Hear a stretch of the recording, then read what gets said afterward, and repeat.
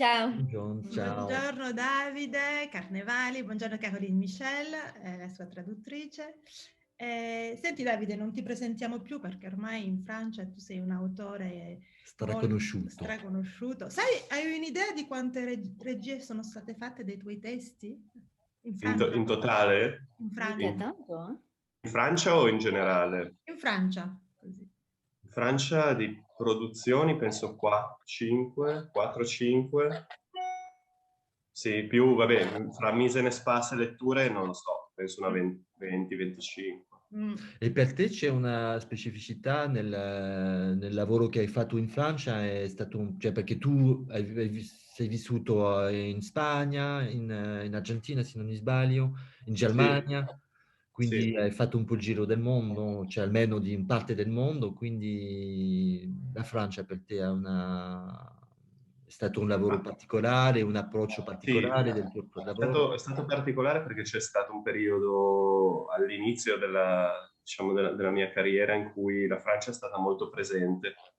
Prima di tutto, le traduzioni in francese hanno permesso ai testi di circolare oltre la Francia, ovviamente, perché il tedesco non è così masticato dovunque, il francese invece più o meno si riesce a leggere. Quindi, per esempio, la circolazione dei miei testi in Romania è avvenuta grazie alle traduzioni in francese. Le produzioni dei teatri nazionali in Romania sono state fatte perché qualcuno ha letto i testi in francese. Però c'è stata anche la presenza di festival che mi hanno permesso di vedere i testi messi in lettura o messi in espace, che è stato fondamentale all'inizio, perché un po' per capire effettivamente la qualità del testo, il testo, fino a che punto il testo funziona, la messa in lettura è fondamentale e la Francia, da questo punto di vista, almeno nella mia esperienza personale, ha la rete più fitta e più interessante di rassegne e festival. E parlo appunto di Printemps de Comédien o a Grenoble, Regard Croisé quando siamo andati a Cannes o a Marsiglia, Actorat, oltre alle letture a Parigi, al Teatro della Ville per Face à Face o la Comédie Française. C'è stata la possibilità di vederli proprio girare, questo è molto positivo per un autore ovviamente anche, cioè, al di là del riscontro pratico, ti dà la sensazione che il tuo lavoro ha una vita al di là della costruzione a tavolino. Quindi per molti aspetti la Francia è stata fondamentale e continua a esserlo per me. È anche un passaggio allora per altri paesi, interessante questa. Sì, questo sì, sicuramente. Allora, Davide Caroline, nel libro Le Théâtre Italien Résistance, che è stato pubblicato aux Éditions Théâtrales di recente, ci sono due testi tuoi, due traduzioni dei tuoi testi, Ménélas e Portrait d'une femme arabe qui regarde la mer, dunque ritratto di donna araba che guarda il mare. Sono in due capitoli diversi, il capitolo dei miti e il capitolo delle migrazioni. Dunque, volevamo parlare un po' di questi testi e di queste traduzioni. Prima di tutto, Caroline, se non sbaglio, tu sei l'unica traduttrice in francese di testi di Davide, giusto? Credo. Ovvio. E dunque volevamo farti questa domanda, come l'hai scoperto Davide? E quando hai letto qual è stata la tua impressione quando hai scoperto la sua scrittura, hai letto i suoi primi testi? Je vais redire ce que j'ai dit il y a 2 jours parce que j'ai assisté, enfin j'ai été invitée à parler avec des jeunes à Aransen, à Lyon, l'école Aransen, où Antonella Merante, qui a monté les textes de Davidé, travaille en ce moment, parce qu'ils m'ont posé la question. En fait, je l'ai découvert grâce au comité de lecture de la Maison Antoine Vitesse, qui regroupait donc des textes, c'était en 2012 ou 2011, pour le festival Face à Face, il me semble. Donc, j'avais tiré au sort ce nom que je ne connaissais pas, et qui, voilà, comme toujours avec curiosité. Et la première pièce que j'ai lue, en fait, c'était Variation sur le modèle de Kraepelin. Et en fait, comme je leur disais il y a 2 jours, j'ai lu cette pièce, j'ai absolument rien compris à la première lecture. Et en même temps, je me suis dit, ouh là là, là, il y a un truc, il y a une écriture, il y a quelque chose. Attends, je vais le relire. Et je l'ai relu et là, j'ai compris de quoi il s'agissait et j'ai compris la pièce. Et ça a été une sorte de coup de cœur, quoi, de choc littéraire, stylistique et formel, vraiment, voilà, qui s'est confirmé après dans la suite du travail, en fait. C'est pour ça que j'ai eu envie de continuer. Donc voilà, et j'ai proposé donc de traduire. Et puis on s'est rencontrés. Et c'est vrai que c'est à partir de là qu'est né, oui, c'est cet amour pour les textes de Davide.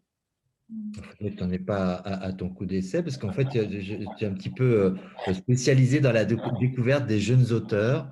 J'ai souvenir qu'il y a pas mal d'années maintenant, parce qu'on travaille ensemble depuis un certain nombre d'années.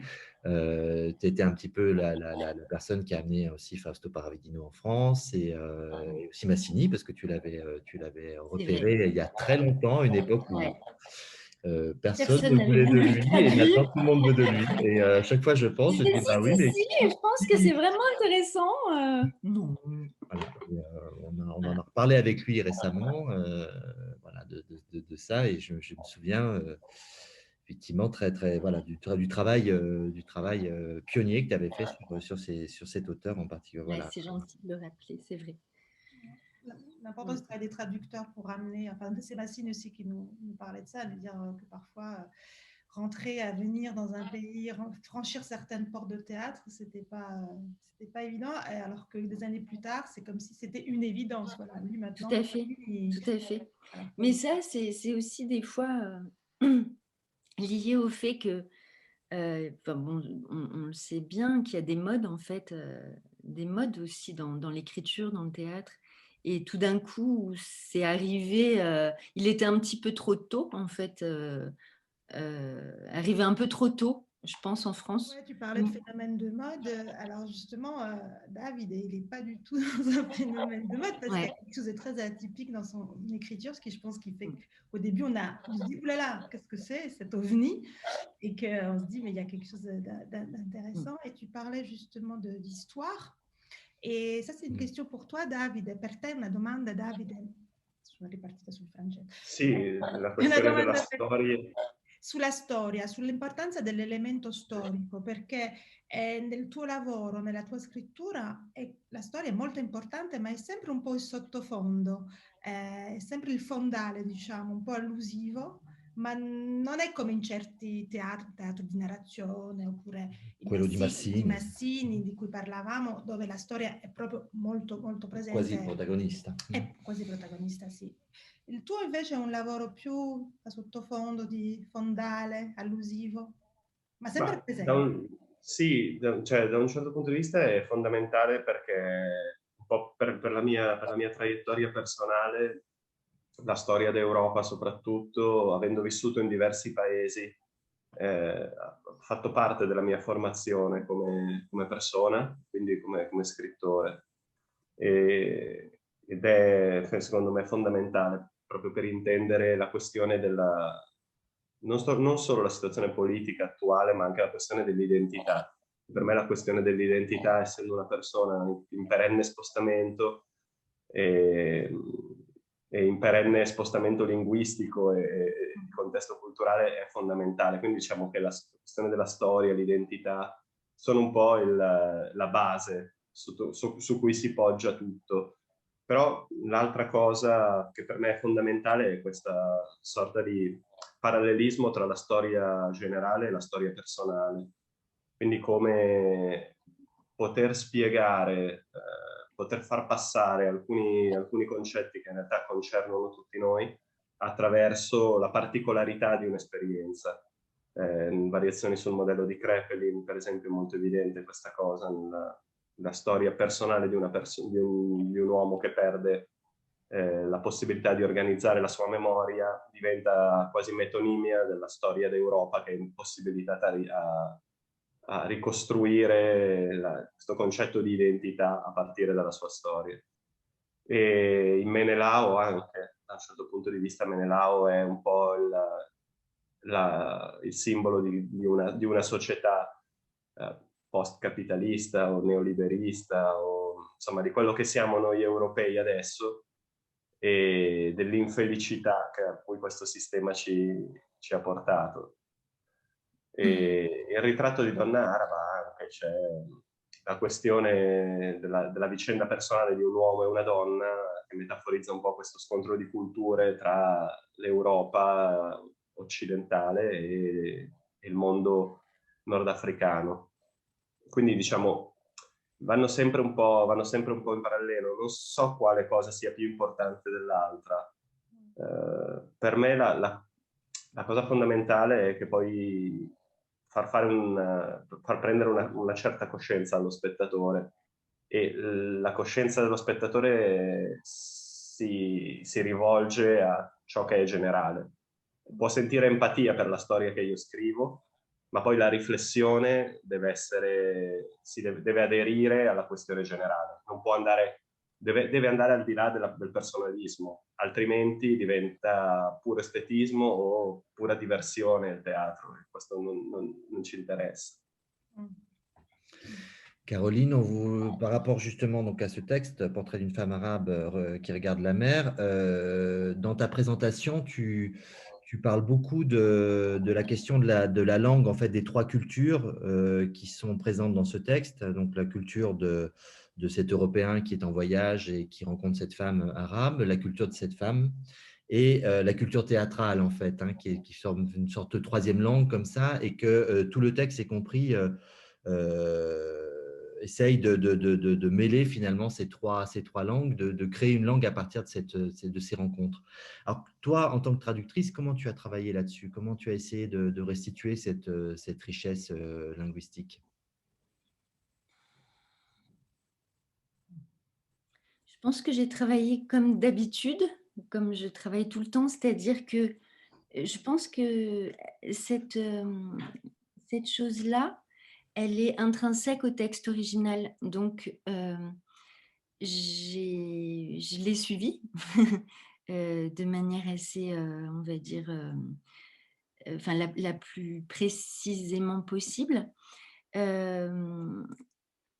quelque chose, en fait, la langue qui synthétise un petit peu ces différentes langues, et que David a choisi d'utiliser pour que quand même ces gens qui parlent des différentes langues communiquent quand même et tentent de se comprendre. Pour moi, c'est la langue, bien sûr, du théâtre, mais là, c'est une langue du théâtre qui est, je trouve, particulièrement littéraire et particulièrement poétique, et donc qui est comme un langage symbolique presque. Donc pour moi, c'était très important de restituer vraiment quelque chose qui reste toujours dans un état d'esprit. On n'est jamais dans le quotidien, en fait. On n'est vraiment jamais dans le quotidien, et ce que j'ai tenté vraiment de restituer le plus, c'est toute on va dire, peut-être ce qui se passe entre les gens qui ne parlent pas la même langue, c'est la physicité peut-être de la langue, c'est-à-dire comment on peut communiquer au-delà du langage. Et cette langue de la poésie, elle est pleine de cette étrangeté, d'une sorte de mystère que j'imagine qui passe aussi énormément par le corps, les regards, les respirations. Enfin, c'est pour ça que c'est, je pense, une pièce qui mériterait d'être montée en France. J'aurais beaucoup aimé le faire, mais ça a été finalement arrêté. Pour juste préciser que le texte, il est édité chez Actes Sud, il a été édité. Oui. Et il y a eu des... Voilà, super. Tu voulais peut-être nous en lire un extrait, c'est ça, Caroline? Parce que tu es aussi... En fait, tout à l'heure, je le reparcourais un peu. Alors, il se trouve qu'il y a 2 jours, là, justement, on a demandé aux élèves d'en lire des petits extraits. Alors, c'était super de les entendre. Ouais. Mais ouais, je relisais un petit passage, justement, qui raconte quand même pas mal de ce que je viens de parler, en fait, qui parle de cette dimension poétique.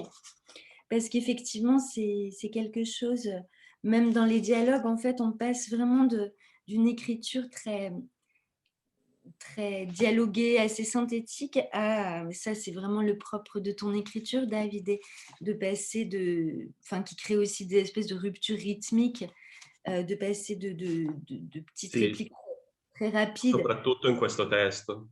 Voilà. Oui, mais dans plein d'autres aussi, Lost Oui. Words, c'est pareil. Il y Ouais. a toujours un côté épique qui arrive, quelque chose d'assez... pardon. Donc, c'est entre la jeune femme et l'homme. Qu'est-ce que tu m'as fait pour que je pense à toi, du premier rayon de lumière qu'apporte le soleil quand il se lève derrière la vieille ville, jusqu'au dernier rayon de lumière qu'il abandonne quand il tombe dans la mer? Qu'est-ce que tu m'as fait pour que je n'écoute plus la voix des gens de chez moi, et quand je l'écoute, pour que je ne comprenne pas ce qu'elle dit, et pour que le seul son que j'entende soit le bruit de mon cœur, comme un battement de tambour sur mes tympans? Qu'est-ce que tu m'as fait, homme, pour que je ne puisse plus dormir, et pour que je ne rêve plus quand je dors, et quand je rêve, pour que je rêve d'un grand animal noir qui me mange le cœur? Pourquoi je ne peux plus t'oublier? Je veux juste t'oublier, et au lieu de ça, j'ai cette image dans la tête, l'image de toi qui me regarde pendant que je regarde la mer, et cette image ne me sort plus de la tête. Et dans cette image, je vois ma nuque, mon dos. Je vois que tu me regardes. Je me vois moi-même de dos. Je me vois moi-même à travers tes yeux. Je ne vois pas ton visage, ni même le mien. Mais si je voyais mon visage, je le verrais plein de larmes. Pourquoi est-ce que tu parles comme ça? Qu'est-ce que c'est que ces mots? Qu'est-ce que c'est que cette langue? Ce n'est pas de l'arabe et ce n'est pas non plus ma langue. Si tu parles comme ça, je ne peux pas comprendre. Non, ce n'est pas de l'arabe et ce n'est pas ta langue, c'est la mienne. Et ça m'est égal que tu ne puisses pas la comprendre. Et c'est la seule langue dans laquelle existent les mots qui expriment précisément ce que je veux dire. Qu'est-ce que tu m'as fait, homme? Je n'ai rien fait. Qu'est-ce que c'est que ce rien? Qu'est-ce qu'il signifie?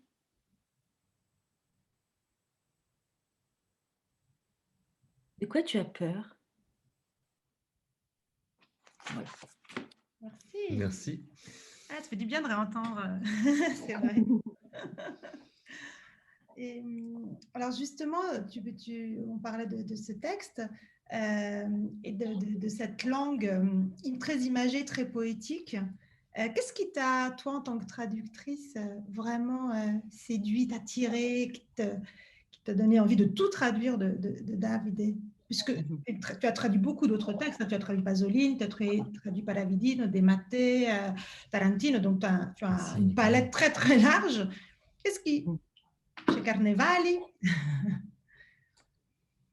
En fait, il y a quand même quelque chose d'assez étrange qui se passe quand on traduit.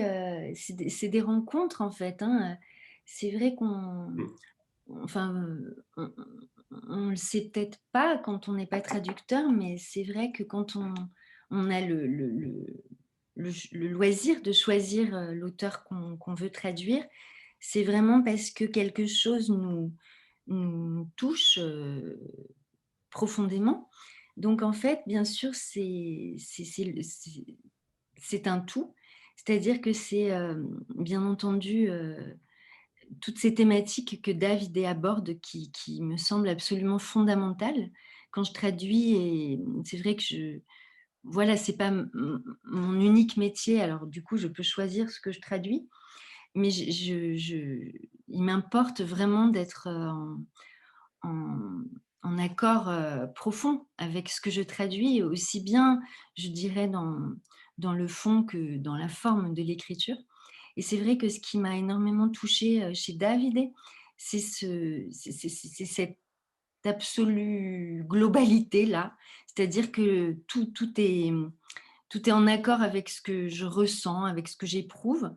Et du coup, j'ai envie de le retraverser, de le réécrire, parce que ça me semble nécessaire, en fait. Ça me semble nécessaire que ce soit entendu. C'est la dimension, bien sûr, politique, très, très puissante. C'est bien sûr aussi voilà, ce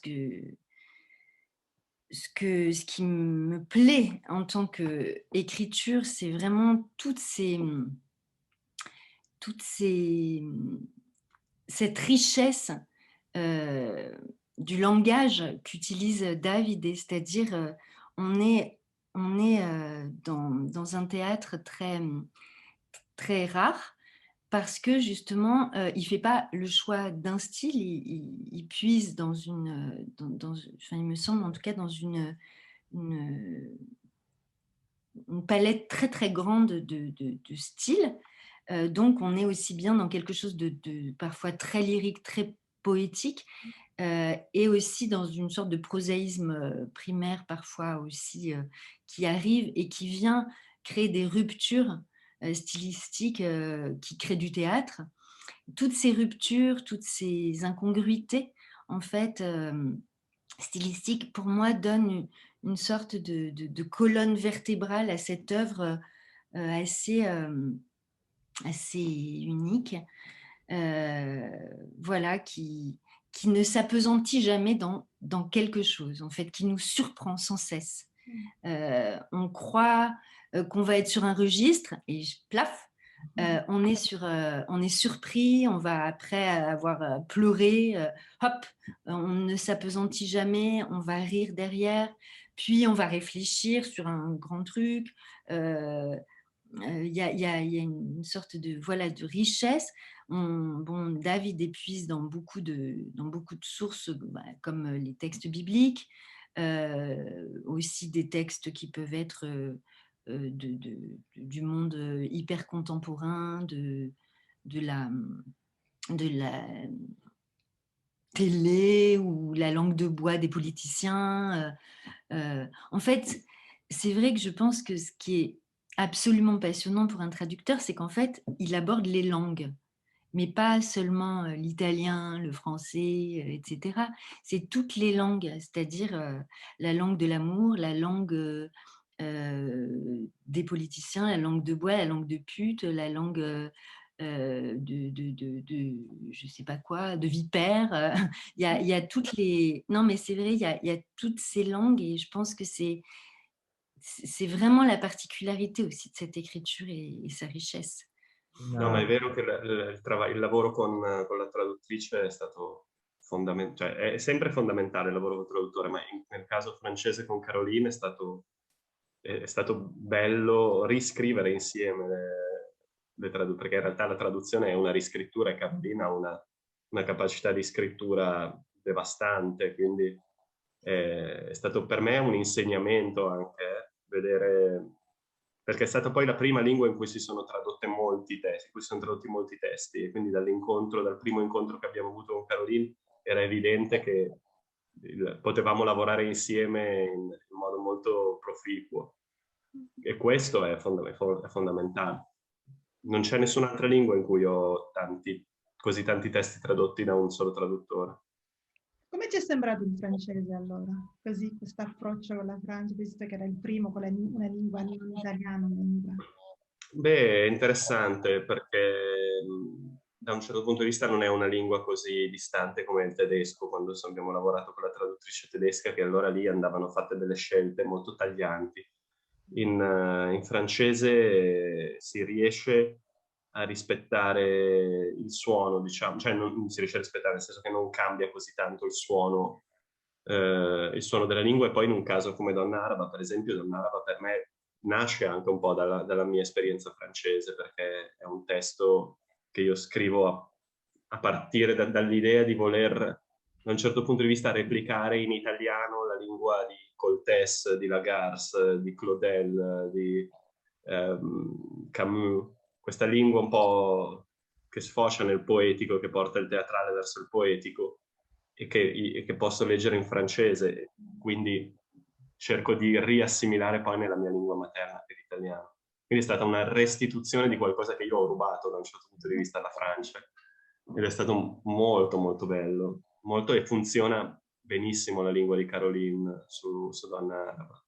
Ovviamente quando si legge il tuo testo da francese si pensa a Camus e all'Étranger, c'è la scena finale ovviamente è un eco all'Étranger di Camus, però la domanda che ti volevo fare è sull'aspetto tragico, cioè perché questa scelta di andare su un genere che è un genere difficile, è un genere che pochi esempi nel teatro contemporaneo, che è quello della tragedia.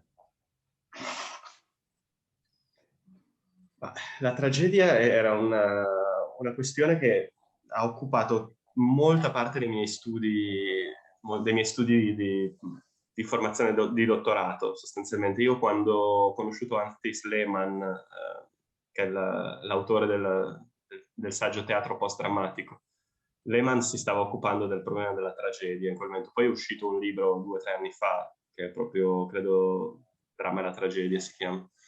Però dal punto di vista teorico mi interessava, ed era la questione che proponeva Lehmann, era la possibilità della tragedia nel teatro contemporaneo. Cioè come riattualizzare quell'esperienza che è culturalmente irreplicabile, che è la tragedia greca. Perché noi abbiamo conosciuto il cristianismo, e il cristianismo offre la possibilità di redenzione fino all'ultimo, mentre la tragedia greca ovviamente lavora con questa lotta dell'uomo con un destino già visibile nell'orizzonte della sua esistenza. E quindi che cosa vuol dire scrivere tragedia adesso era qualcosa che mi affascinava, e ho cercato di declinarlo in vari modi, perché Kraepelin anche è un tentativo di scrivere in questo modo, assumendo come punto di partenza il fatto che la tragedia è un'uscita dal sistema logico, per esempio, e quindi ci troviamo in situazioni di aporia, di impossibilità di agire, quando usciamo dal nostro comune sistema di organizzazione del mondo, che è la logica aristotelica, e il Kraepelin è un testo che lavora contro quell'organizzazione del mondo. In Donna Araba invece è la questione del linguaggio, dell'incomprensione, e quindi come il mezzo di comunicazione per eccellenza tra esseri umani, che è la lingua, in realtà si rivela un mezzo di incomunicazione e di incomunicabilità. Quindi la questione è se realmente riusciamo a capirci o no. E la verità è che possiamo capirci solo fino a un certo punto, ma resta un cono d'ombra che rappresenta la nostra solitudine come esseri umani, dal punto di vista in cui siamo isolati da tutto il resto della comunità. E Menelao invece era un tentativo di riscrittura contemporanea di un tema tragico, mitico, ma che porta la forma completamente da un'altra parte. Visto che parli di Menelao, prima di chiudere, è uno degli ultimi testi che hai tradotto, l'ultimo testo che hai tradotto di Davide. C'è un progetto in Francia? C'è qualcosa di previsto? Io lo sto traducendo in verità. Stai traducendo, ok. J'ai pas fini, je suis en retard. Non, mais enfin, j'ai jusqu'à fin mars pour le terminer. Et du coup, ouais, je suis... Alors, ma ci sarà la lettura alla Chartreuse. Ah. Oui, ça c'est super. A luglio. A luglio? Ouais. Verrai tu, cara Davide, alla Chartreuse? Verrai? Io sarò a luglio per questo progetto che comprende anche l'École des Maîtres, a metà luglio, con 3 giorni in cui ci sarà una specie di focus sulla mia drammaturgia, e faremo una lettura di Menelao e dell'altro testo che Caroline già sta iniziando a tradurre. Caroline ha molto lavoro, molto lavoro sur la planche. Carrément. Ouais, je suis très heureuse là de repartir sur ces textes parce que ouais, c'est vraiment super.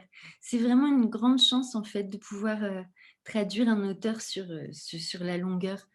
Ça m'est arrivé un peu avec Pasolini, avec Fausto et avec Davide. Donc c'est ces trois auteurs dans lesquels, enfin à chaque fois, c'est vraiment comme oui, comme c'est une grande chance de pouvoir voilà traverser une œuvre sur le long terme comme ça. C'est vraiment Surtout super. quand c'est avec des auteurs qui sont surprenants et qui justement ne se répètent pas. Ça, c'est Non. Ouais, complètement. Oui. Bah, disons qu'en fait, chez David, c'est vraiment la répétition, c'est plus la variation parce que c'est quand même vraiment quelque chose qu'on retrouve dans beaucoup de pièces. C'est-à-dire que le syndrome répétitif est quand même assez présent, mais avec toujours des surprises, quoi. Enfin, voilà, il y a des thématiques. Et surtout comme une sorte de... Il y a beaucoup de thématiques, en fait, et on rentre toujours... c'est un peu toujours des thématiques semblables, l'identité, l'incompréhension, etc. Mais en fait, c'est comme un tunnel qui nous amène toujours plus loin ou autrement. Enfin, il y a toujours des entrées différentes. Et du coup, c'est assez... C'est variation sur le modèle de Carnevale, en fait. Ouais, c'est vrai, c'est un peu ça. Tu trouves pas, David? Ouais. E dunque, allora, Davide, ti ritroviamo alla Chartreuse al mese di luglio, alla Chartreuse a Villeneuve-les-Avignon. Sì, esatto. Hai le date? Sì, dal 14 al 17, se non ricordo male. 14 al 17. Sì, dal 14 al 17. Ok. Boh, allora grazie, allora a presto. In Francia. Grazie a voi. Grazie a voi. A presto, grazie. A presto. Ciao Ciao. ciao. Ciao. Ciao.